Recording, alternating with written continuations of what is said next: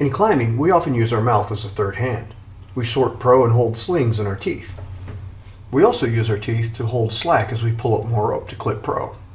I try to avoid this. I like to pull up rope and extend my arm far enough to get the necessary slack. But if you do this, you'd better hit those rubber bands and tone up your shoulders.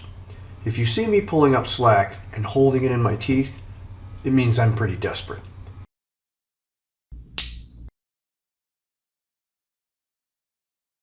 Why do I avoid this? For a few reasons. First, look around your gym. Gyms are the new swimming pools. Everybody runs around barefoot. This came about after climbing shoes got tighter and more form-fitting, and most climbers stopped wearing socks with their climbing shoes. Another result of tighter shoes is they are uncomfortable, so folks take them off between climbs. Another fallout of folks not wearing socks is their climbing shoes get full of nasty sweat. We all know what climbing shoes and the feet that come out of them smell like. They are funky with a capital K. And those nasty feet are walking all over the gym floor where you stack your rope. The rope that you will be putting in your mouth up on the climb. Outdoors, you have other stuff getting on your rope. Aside from dirt, you have more nefarious junk. Ever been to Horseshoe Canyon Ranch, home of the 24 Hours of Horseshoe Hell competition? I love Horseshoe Canyon Ranch. The sandstone is dreamy. However, it is a ranch with free-range livestock, especially goats. At the base of all your climbs, you'll find lots of gifts from the goats. And at the base of many of the climbs, you'll find something far more sinister: poison ivy.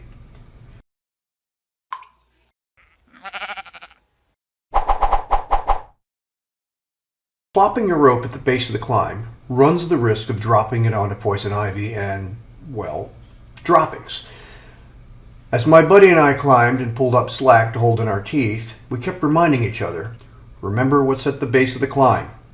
Hey Brian, what did we always remind each other whenever we put the rope in our mouth out at Horseshoe Canyon Ranch? Well, I would look down and see the pile of goat around me.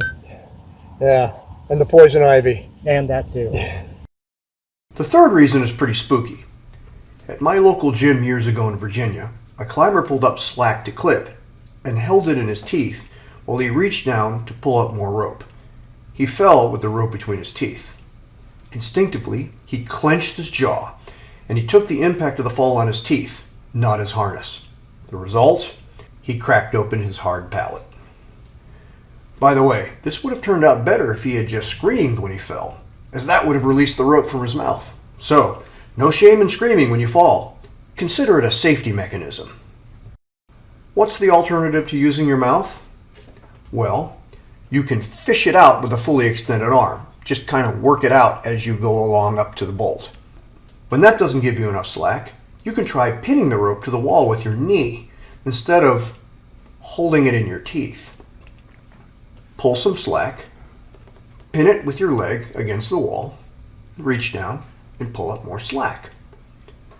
Another neat trick for setting up your clip is to hook the rope over the outside of your knee. As you bring your knee up, you've got some slack ready for you to grab and clip.